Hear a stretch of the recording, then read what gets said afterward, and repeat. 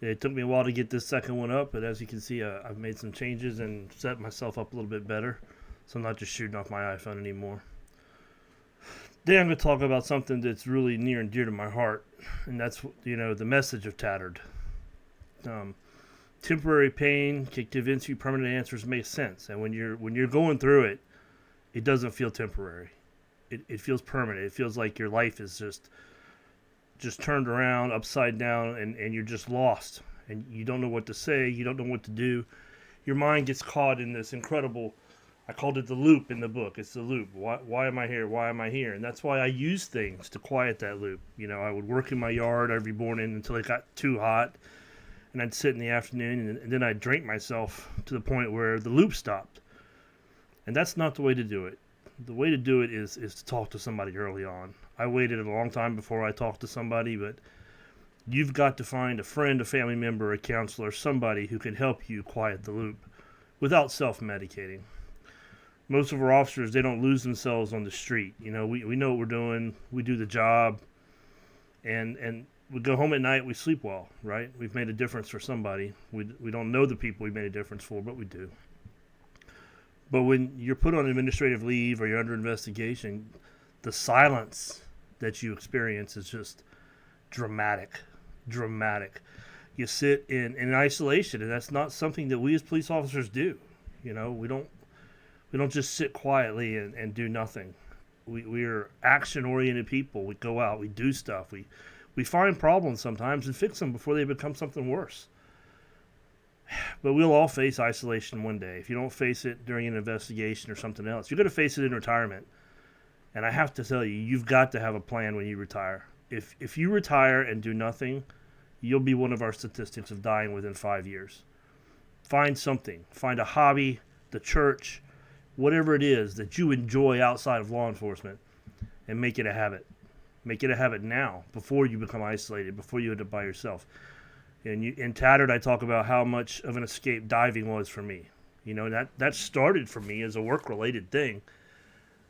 But ultimately, it became more. And it actually enabled my survival, because I was able to make money. And it's not just internal investigations. It might be a divorce. Maybe you already have an alcohol problem. But rumors, administrative leave, financial pressures, we all face that. Cops will never be paid what they're actually worth. Because what's the price on a guy who shows up and saves a life? But it's just, you feel shame. Even if you know you didn't do anything wrong, you feel, I'm shamed. You feel it deep down inside. And as police officers, we face that day-to-day grind that just builds and packs our PTSD closet full over and over again. It just gets packed in there, and we put it down and we let it go. If you haven't read Tattered yet, I want you to know for sure that it's not written from a position of anger. It's a new administration at the department where I experienced this. It's a new political administration as well. And all my beta readers had, one big instruction, which is no matter what, if it sounds angry, please put a note by it and let me know so I can change it, because I didn't want it to come across that way.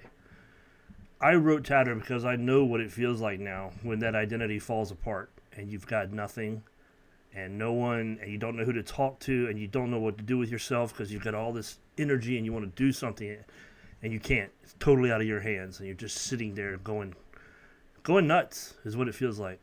More than once did I ask myself, am I going crazy? That's why I wrote it.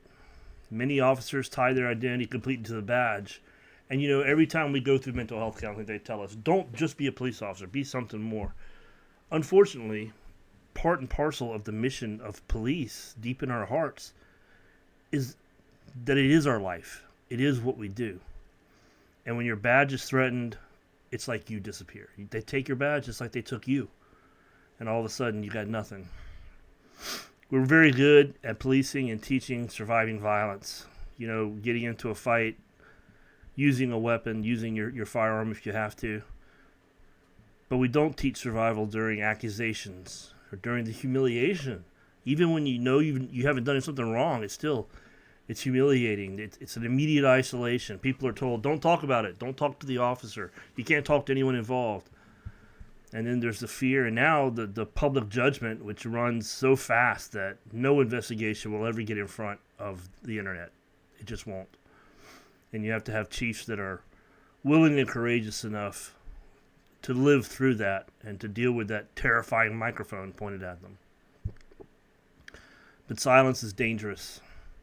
And when a good officer sits alone in silence, not knowing what's going on, not knowing what's around him, not knowing who his friends are, thinking he's lost them, that's dangerous. Because they think no one understands. But there are officers out there who get it. I'm one now. Before this incident, before what happened with me and this 2-year investigation I underwent, I couldn't have said that. I didn't know what it felt like. You know, I had a clean IA record. I'd never had anything sustained against me my entire career for 23 years. And all of a sudden I'm told, oh, this happened, you did it, and now you're under investigation. And what do? You go sit at home while other people decide what to do with your life.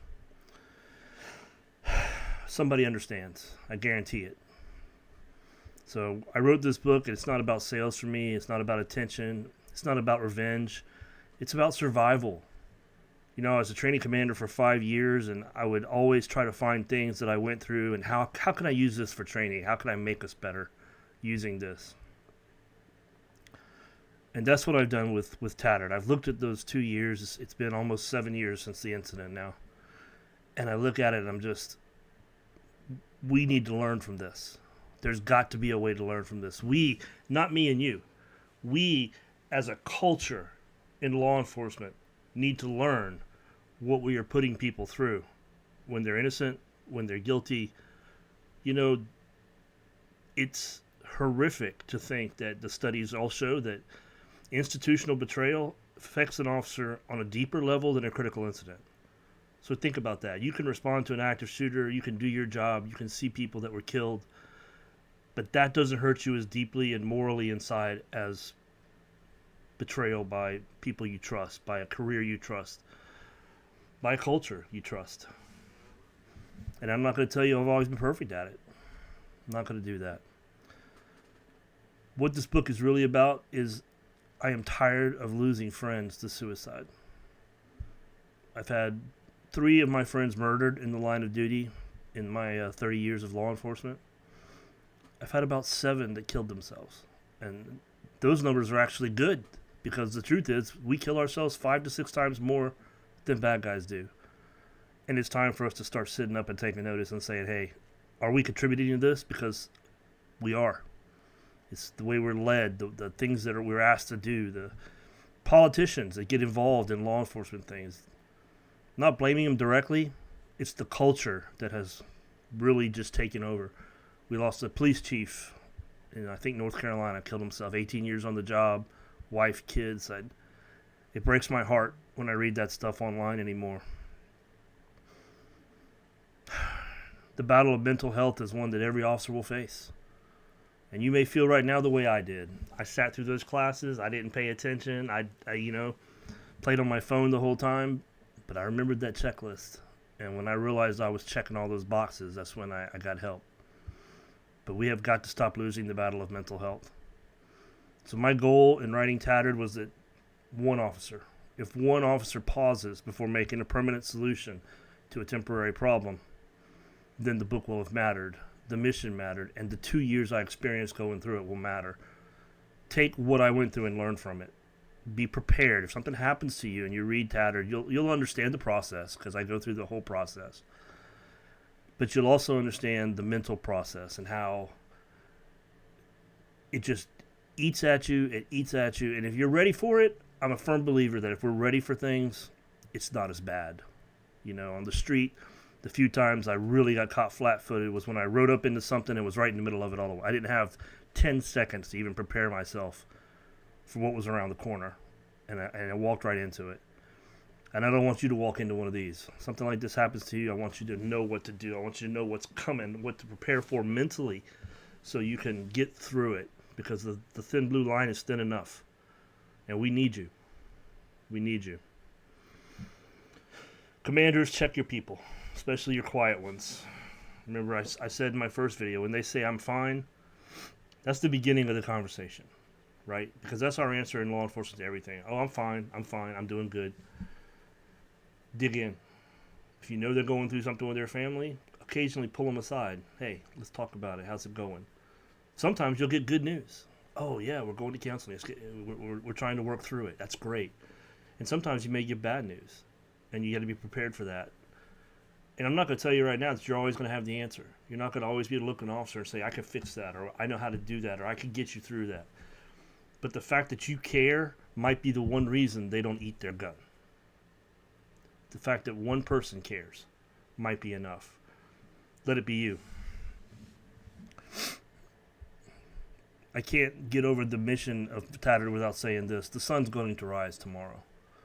You know, this too shall pass. I used to have a little plaque in my office when I commanded a team that said T2SP. And it sat right over an officer's head where they sat when they talked to me. And so when it was bad news and they would be sitting there telling me everything, I could look over that and go, this too shall pass. This too shall pass. And that's the truth. There's very little you can do in law enforcement someone else hasn't done. And maybe they did it and now they're a deputy chief. It happens, right? The sun is going to rise. And I want y'all to stay in the fight. My book is called Tattered, When the Blue Line Frays. It's available on Amazon. And you know, that wasn't always the title. I'll tell you a little backstory on Tattered. When I first started writing the book, I called it Tattered When the Blue Line Fails. But as I began to write it, and I started looking at the friends and the people who really got me through, I realized that almost all of them were either cops or former military guys who understood where I was and knew what I was going through. And I started to think, you know, fails even sounds angry. I'm accusing the line of failing. And, you know, my leadership failed, my department failed. But the blue line, as tattered as it got,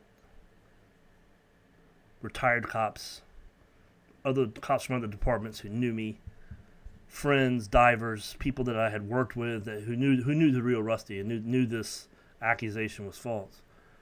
They got me through. So I can't in good conscience tell you the blue line failed. It frayed, to no doubt. It frayed. But those critical links that I had established throughout my career, those few people who stayed in touch, that's why I got through.